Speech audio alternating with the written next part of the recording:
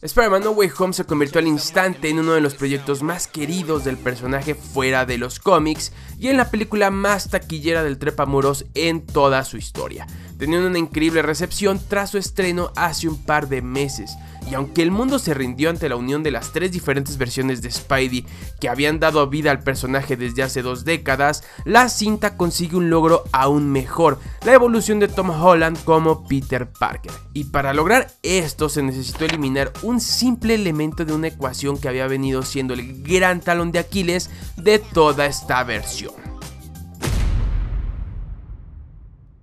Hoy en día es imposible imaginarse el mundo de los superhéroes sin la figura de Iron Man, quien se convirtió en uno de los referentes del género en el transcurso de estos 15 años, volando hasta lo más alto al trono de la taquilla que comúnmente pertenecía a personajes como Batman o Spider-Man, quienes sostenían las franquicias más lucrativas hasta antes de la llegada y fundación de Marvel Studios. Todo esto cambió cuando Disney pensó que sería una muy buena idea invertir en este tipo de adaptaciones y en el momento en que Robert Downey Jr. se puso la armadura en color rojo y dorado. Siendo el pilar de Marvel Studios durante más de una década, la figura y personaje de Tony Stark funcionó para que Spider-Man lograra adentrarse a este universo, siendo reclutado por el millonario playboy y filántropo durante Civil War y permaneciendo como una especie de protegido durante sus siguientes apariciones, que se convirtieron en éxitos inmediatos de taquilla, presentando a Peter Parker a toda una nueva generación. Ahora el chico era un tanto más tímido, quería impresionar a su mentor refugiándose en su tecnología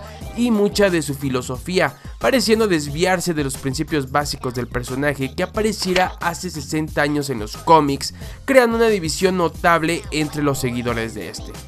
¿Hasta dónde puede llegar una adaptación en beneficio del funcionamiento del personaje? Esto lo descubriríamos durante sus 2 primeras películas en solitario que llegaron entre los años de 2017 y 2019, donde Spider-Man, bueno, básicamente era un personaje bastante funcional dentro de los parámetros de este universo, que había demostrado en diversas ocasiones ser muy poco fiel a su material de origen, pero también era un personaje que parecía tener poco o nada que ver con el héroe de los cómics y otras adaptaciones fuera de estos. Algo no funcionaba y todos lo sabíamos. Era un secreto a voces que, a pesar de tener un carismático actor en el rol protagonista, villanos bastante decentes y una fórmula ganadora, las películas de Spider-Man estaban resultando ser un completo desastre a la hora de adaptar al personaje y sus principios más básicos. La razón de ello, este sujeto. No me malinterpreten, Iron Man es un excelente personaje dentro de Marvel Studios, funcionando en la mayoría de sus apariciones hasta el día de su partida, pero nunca fue un buen personaje dentro de las películas de Spider-Man, siendo el elemento en contra en cada una de estas, y la ausencia de este durante No Way Home es la vil muestra de cómo Tony Stark, en lugar de ayudar al buen funcionamiento de Spidey, lo entorpecía. Echando un vistazo a los cómics, durante 60 años de publicación encontramos muy pocas historias en Amazing Spider-Man donde Tony Stark y Peter Parker hagan equipo, y no necesariamente porque estos no funcionen, porque hay ejemplos de que pueden hacerlo, sino por una razón más sencilla: Spider-Man es un héroe solitario, y como tal sus seguidores lo somos aún más. El gran error de Marvel Studios en sus primeras 2 películas fue sacar de su zona de confort al personaje para transportarlo a un mundo donde no encajaba. Las historias vistas en Homecoming y su secuela no tratan sobre el mundo de Spider-Man, sino en cómo Peter Parker se adapta al mundo de Iron Man, haciendo que este perdiera gran parte de su personalidad en beneficio de un universo que para la llegada de No Way Home ya había sido olvidado por la mayoría del público. Uno de los grandes problemas que tienen las películas de superhéroes en la actualidad es la corta fecha de caducidad que tienen en la memoria del público, siendo olvidadas más pronto que el resto de blockbusters que hoy en día son considerados como clásicos.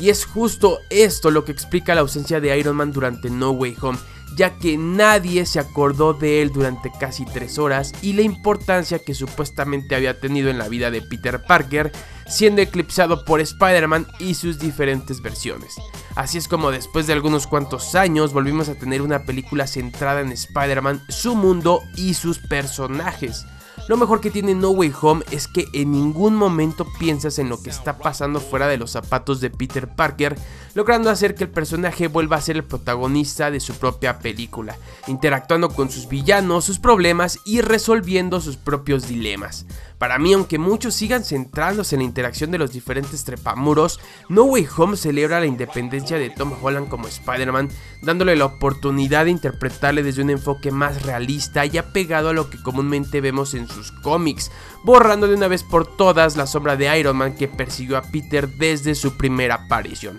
Esto es reforzado por los escritores de la cinta, que no tuvieron reparo en aceptar lo poco motivados que se encontraban para escribir una historia que recurriera a Iron Man nuevamente y la gran presencia que este tuvo en la vida de Peter, algo que agradecemos todos aquellos que estábamos cansados de ver cómo cada villano al que enfrentaba este chico tenía un nexo con su mentor.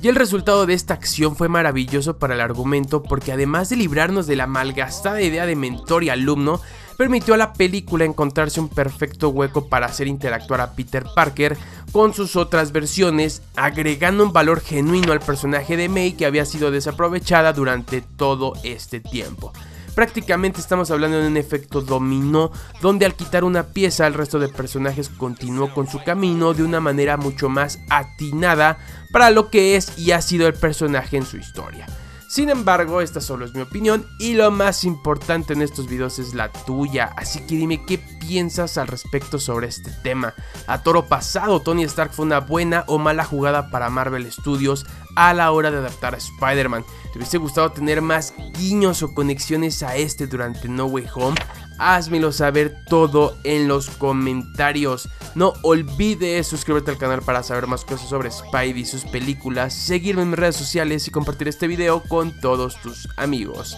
Nos vemos, hasta la próxima.